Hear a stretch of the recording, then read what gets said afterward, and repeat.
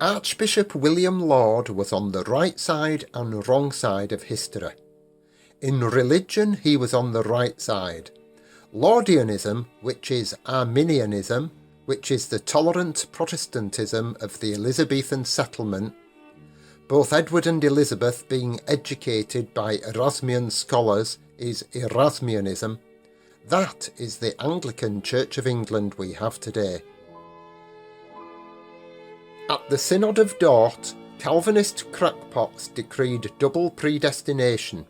The elect were predestined for salvation and the rest for damnation, and nobody had free will.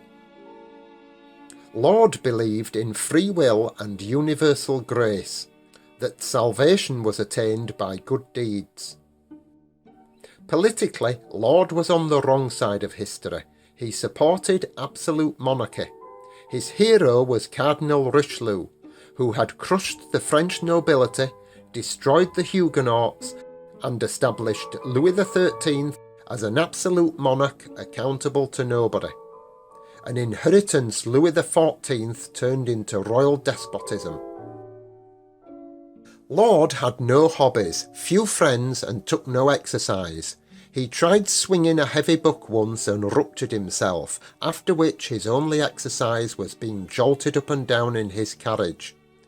Fellow privy councillors employed sarcasm with Laud, which he'd report to the king as fact. Charles then had to explain Laud's leg was being pulled. He was incorruptible. The Spanish ambassador reported that he could buy the whole Privy Council for 20,000 crowns, adding, "everyone except Laud." Strafford was also incorruptible, but was in Ireland when the Spanish moral assessment was made. Laud disparaged indulgence and insisted on no entertainment being provided when he travelled. He paid for the quadrangle at St. John's, funded a chair in Arabic, and arranged for merchants to source books for the library.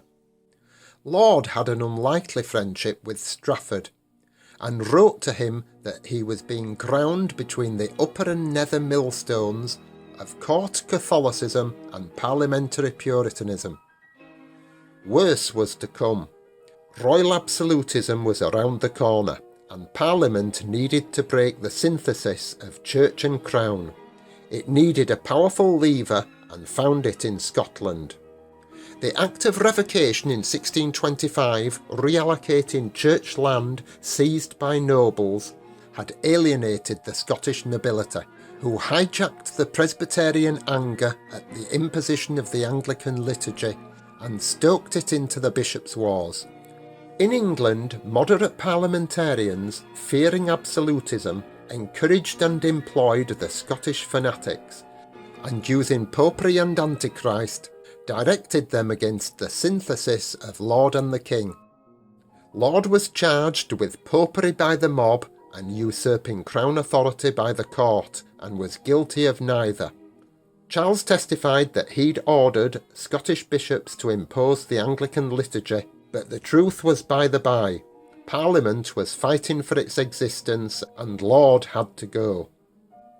On his way to the block, Strafford had asked for his friend's blessing, but when Laud saw the scene from his prison cell window, he fainted. Laud spent his final days setting up an endowment for disadvantaged young people in Reading, to alternately provide apprenticeships for young boys and dowries for orphaned girls.